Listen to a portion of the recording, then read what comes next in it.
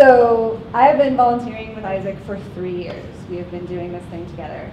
And working with Isaac is like not working at all.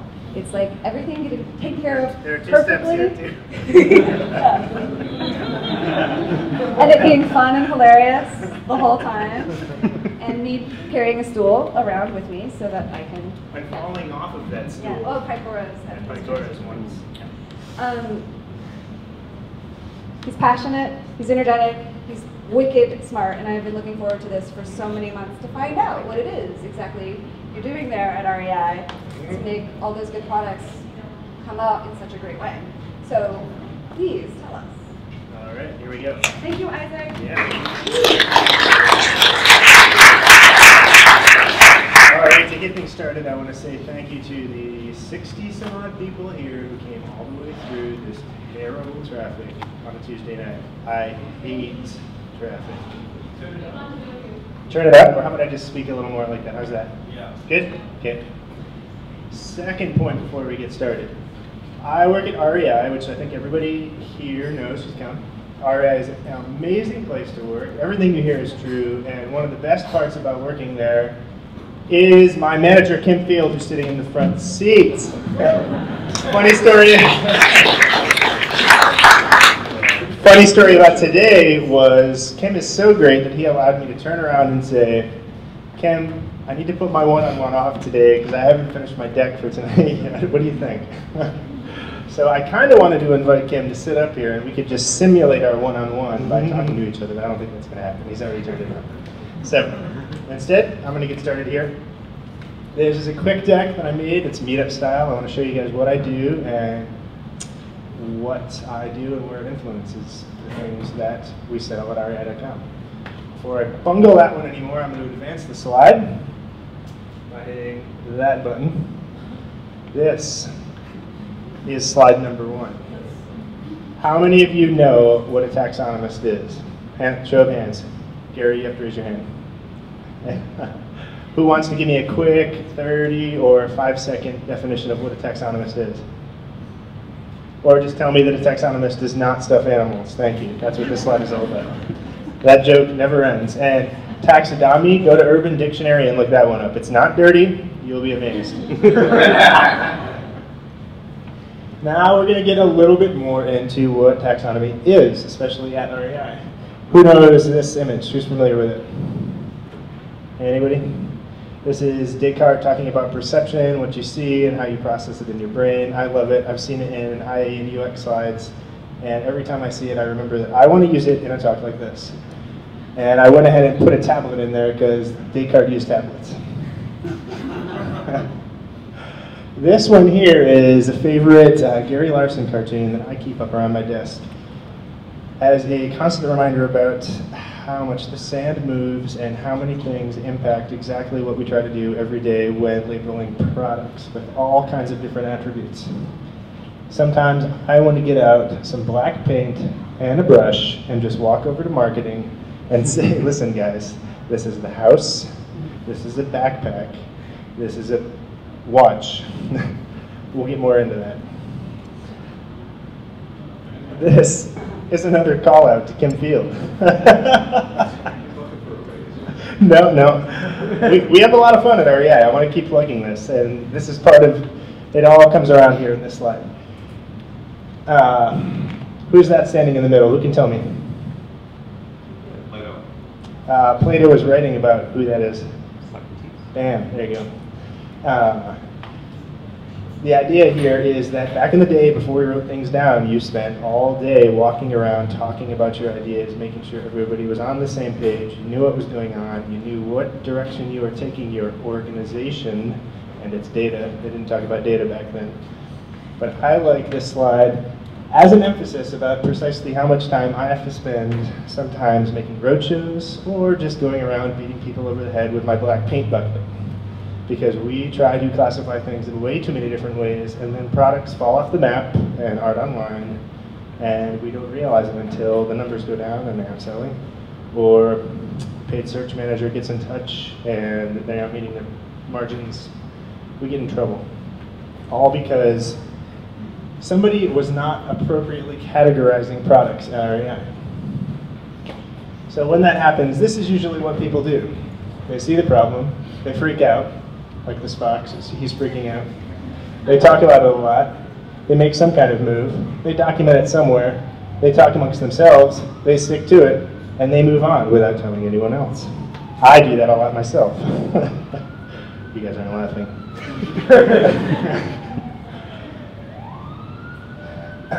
So, it needs to be a full circle here. I'm just going to keep going. The point that slide's leading up to is that metadata has feelings too. If you aren't out there keeping it all consistent, making sure that every sweatshirt that has a hood, every shirt that has a hood is not appropriately categorized, marked up, then it will not show as it should on rei.com. And to further the point, a lot of the large decisions historically that have been made at REI have started to leverage specific granular metadata more and more as big changes in the UX, user experience have come to pass. Faceting is a good one. Let's see, Gary, how many years ago was it that Presta versus Schrader happened? About 4 years ago, I think. Okay, so Gary was part of the first facet that got turned on at REI 4 years ago. It was Presta versus Schrader valves for tubes. And it's great work. It's flourished like crazy. We have all kinds of facets now.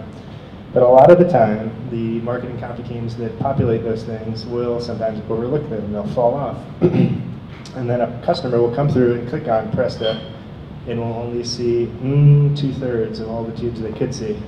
So tubes, it's not a huge example. But if you're not showing somebody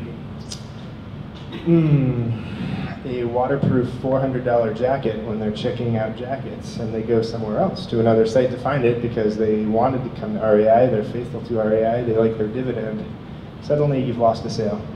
It's really hard to quantify that. But we see it a lot in Opinion Lab, which I'll go into more. All right, this is a joke by me. I love corny jokes, so I don't expect any of you to laugh at this. But do you get it? Yeah, life in the trenches. Kim's smiling. That's it. All right. So for a long time, and let's see, for a long time we worked with one large flat hierarchy. And this is just a section of it. These were the navcat IDs, so these would go into URLs. It would be rei.com/that number.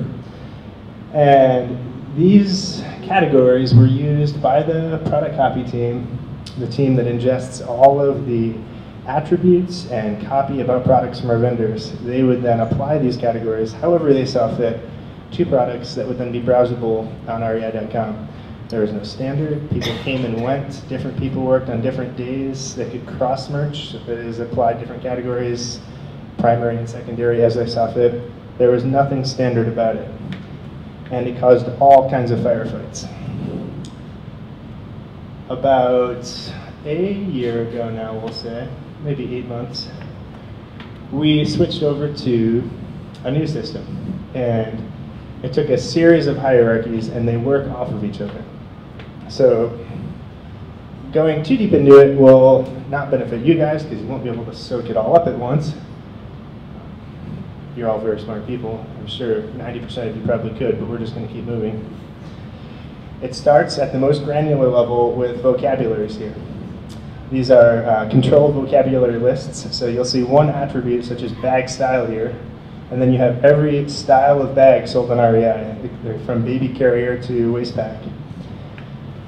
These attributes are then applied to taxonomy categories, taxcats. And each taxcat has a series of appropriate attributes applied to it, but you don't want to browse this. These categories are gross. And then the navigation categories, we call them navcats for short, call off taxcats. And one navigation category can go to many taxcats. So you can have, let's see,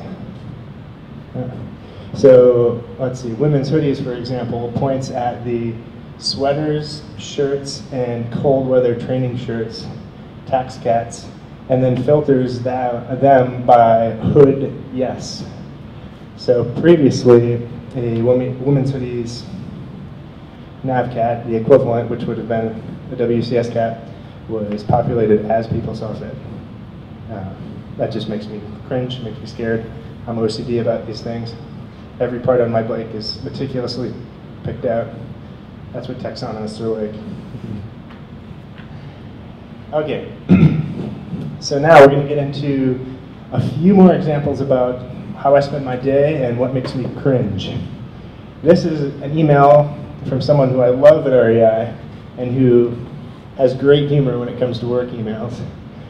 So this person works for paid search and marketing, and this person wanted to make a URL that gathered all 6 of the currently available ponchos on rei.com. This person could get 6 of them together by querying for rain and poncho, but could only get 5 when refining by rain jackets, and this person could not get the 6th one that was categorized in cycling. So this person's words were, yes, it's categorized in cycling, but it sure is cute, and if women saw that, they'd most likely want it versus the ugly drab ponchos. Initial reaction when reading this was, oh my god. Alright, there we go. It was avant-garde because there is no way for me to take the tax cats and attributes that we have and map them to a category that she wanted. I couldn't take that cycling jacket and make it appear, or cycling poncho, which is categorized in cycling jackets, and make it appear with the other ponchos, because there's no attribute to pivot off of to bring it all together. And so we do it one unique way to solve for that, which is basically just cutting and pasting the unique styles that don't make sense anywhere else and adding them to a navcat. So I did that, and that navcat is now out there in the world and available for search and is used by paid search. And the moral and the end of this story and example here is that the back and forth with paid search helps us mull over, curate, and make sure that our categories are all up to date. Even when our pretty well thought out and amazing schemas can't capture everything we want it to, we have different teams at REI catching everything that's falling through the cracks. Another reason why I love REI. So let's leave the fox behind.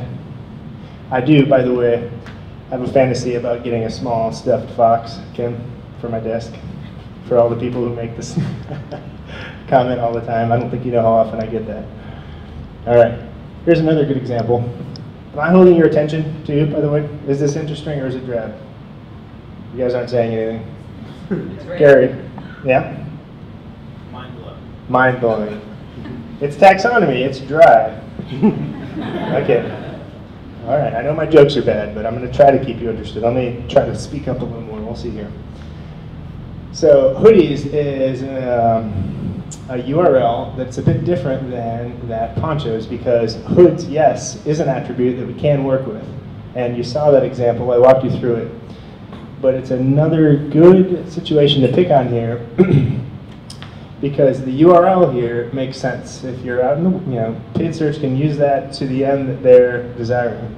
They can put it out there and it will return the right relevant searches. But if its home in the hierarchy on rei.com is nested beneath sweaters. Doesn't really make sense because you're seeing shirts and sweaters that have hoods. So we have to make a lot of unique, weird concessions to make this all work out. You have to make site search and pay to natural work out in harmony. It doesn't always work out perfectly, but we get it done. And this is just a quick look under the hood at the tool that we use to make this kind of stuff work. So this is where, this is the hierarchy of all of our navigation categories. So this is where URLs are derived. The canonical name here is men's hoodies, and you can see that. It's not viewable here, sorry. But this is the name that goes into the URL, the actual, this bit here. And then the filters on the tax cats, which are sweaters, shirts, and cold weather training shirts, are men's, unisex, and hoods, yes. That creates the URL on rei.com. And now, I want to take it a little bit more, drill down a little bit further, precisely to the user, customer, researcher. We have a lot of different names for the people who come to rei.com, and everybody knows what they want to buy. A lot of people are there learning about different types of gear, checking out trips, looking for advice. So saying customer is a misnomer right out of the gate. This one came through recently, and I had a habit of not just keeping them digitally, but printing them and hanging them right by my desk. Because this guy or girl nailed it. He or she even said marketing types. I love REI, and there's no serious animosity, but a little bit of animosity makes friction, and then you get things done. I hope that everybody in here agrees with me.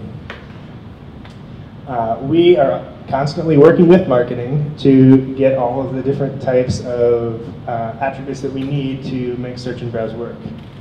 This person was having a hell of a time trying to figure out which solar charger they wanted to buy, because the attributes for, let's see, he didn't actually call it out.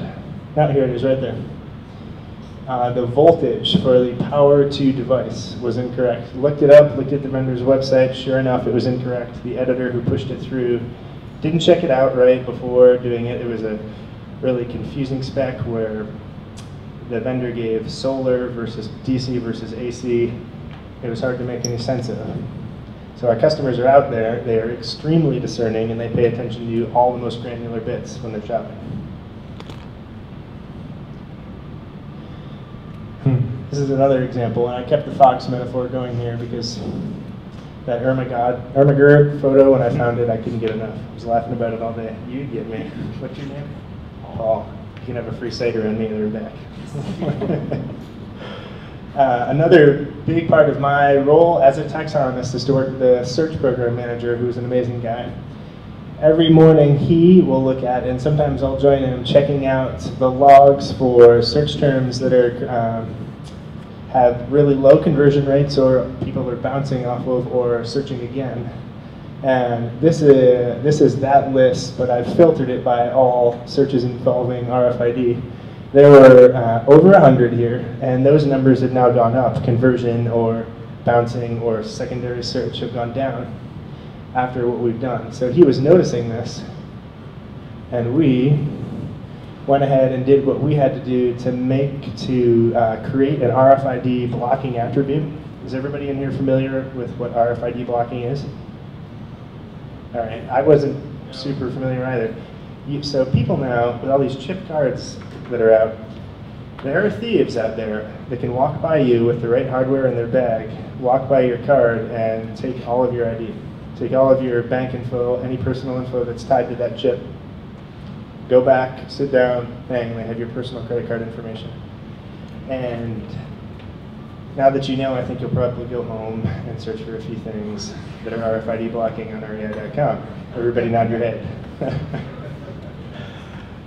So what we did is we sat down and cracked open SQL Developer Tool, looked at all of the text that we were getting from vendors. That's this table right here, style and benefit. So this is the front end table where we put all of the features and benefits text that we get from vendors or that we curate and clean up for presentation online.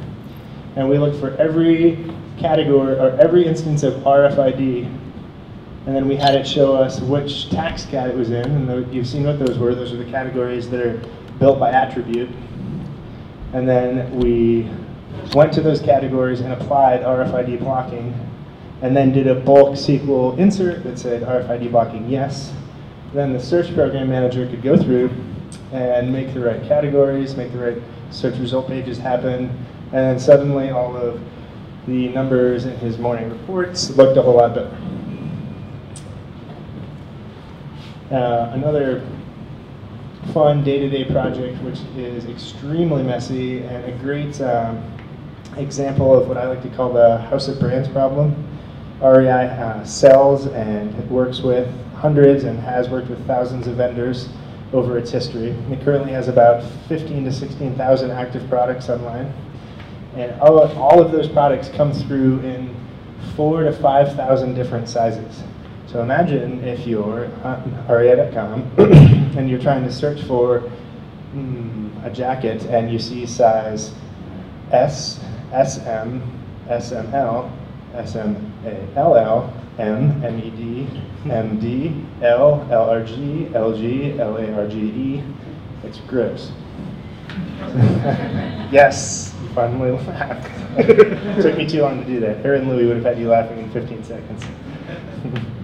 So this is one gigantic text file that goes and says, in zeros is every navcat, or if you name it here by its canonical name, it will only look in the category that you're telling it to. If we're in kids' underwear, I'm not a pedophile, I promise. Take every 2 and change it to a 2T. Or in every navcat, if you see 4/5, change it to 4 and 5. So that in the left rail you have, if you clicked on 4 or 5, you would see that style appear. And then another interesting problem at a cross-channel retailer where we have a lot of brick and mortar presence and then our online presence, which is far and away the largest store of our 138 or 140 now. You know what the count is? 136. I'm ahead of myself. Is the way that we ingest sizes or styles with multiple types of size. So pants have an inseam and a waist.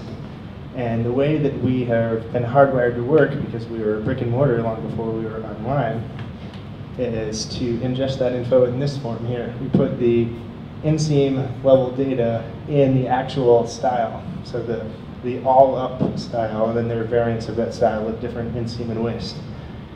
And it's so hard to change that. I don't have time in my day to make that one happen. It would be, I've been told it would take 12 to 18 months to make that change happen, so that you could click on just this style of pen, have only one tile for it, and then open it up and choose your waist, choose your inseam.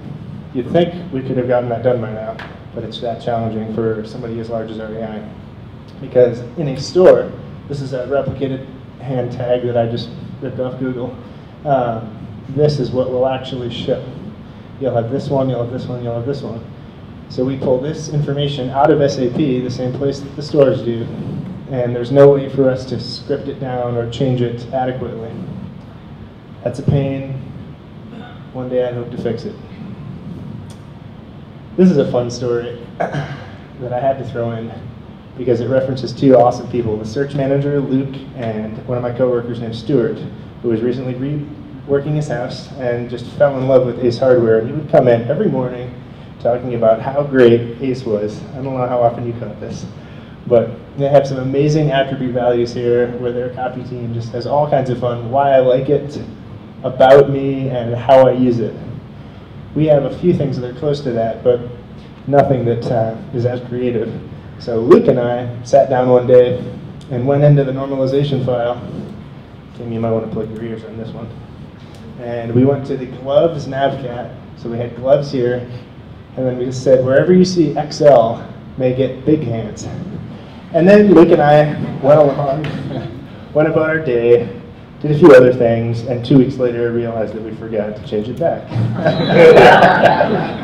So we had a good laugh about it, and then we cracked open Omniture and took a look at precisely how popular that term actually was. So I called it penicillin. Where is it? Because we didn't, we thought, oh, Stuart's onto something. He's right, that is pretty cool. And it turns out that facet got a ton of engagement and did a great job. We had to switch it back though because we both had a whole lot more to do, and it would have taken a lot of pushing uphill to try to make changes like that happen and to get teams to apply it correctly. We could just go in and change all of their work in the size normalization file, but that wouldn't fly. It would be disrespectful, and we had to flip it back. Let's see, one final example here of how we work online with the data that we ingest from around the organization. Ultralight says somebody I work with is like pornography. You know it when you see it, but you don't know what it is. I think I got that right. I was pretty nervous about delivering that one. You guys aren't laughing. I'm going to keep moving. So you can see here, this is a report of every one of the features that we present to you in the left rail. Features appear up on the left, and they're yes/no attributes only. So they're attributes that the copy team goes in and says hood yes, waterproof yes, ultralight yes, quick drying, moisture wicking, sun fabric, hood. And it will tell you precisely how much engagement they're getting, how much use they're seeing.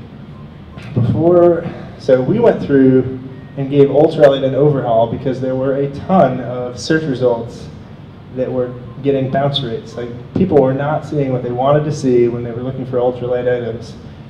And we can't let vendors tell us what ultralight is because they would call everything ultralight. And then 90% of every product in the category would be ultralight, which would be, it wouldn't be REI. REI prides itself on the green vest experience, where we show that we are experts in the outdoor industry.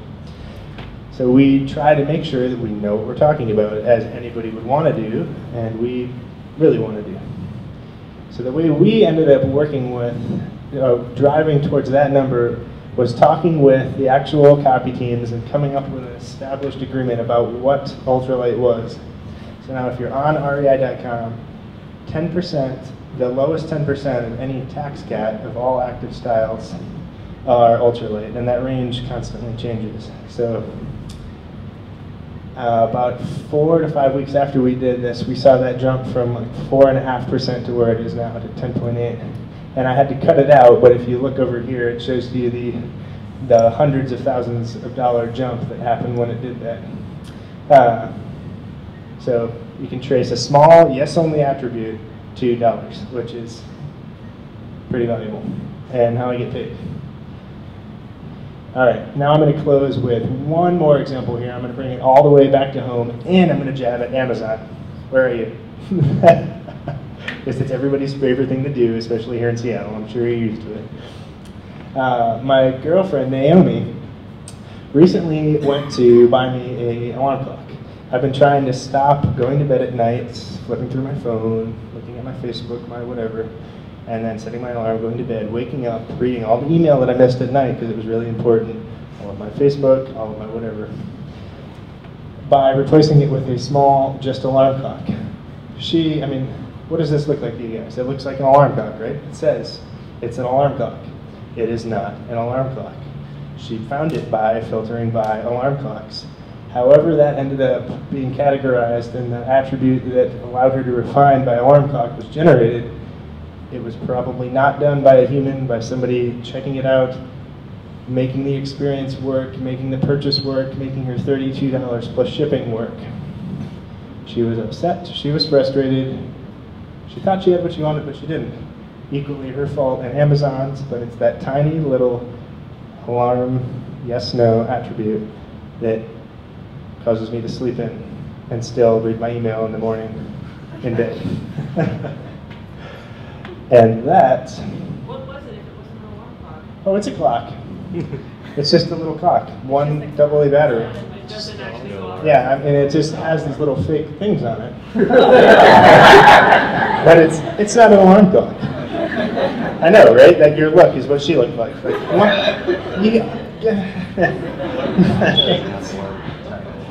Yeah. What are the reviews say? Oh, good call. Did not look at that. Yep. From the Midwest, what do you expect? That's what I've got. REI is my bread, and the iSchool said, please give us a plug. They're great. I went through the iSchool and a little HCDE. If you guys don't know about them, you should look them up and try a few summer classes. Thank you guys for giving me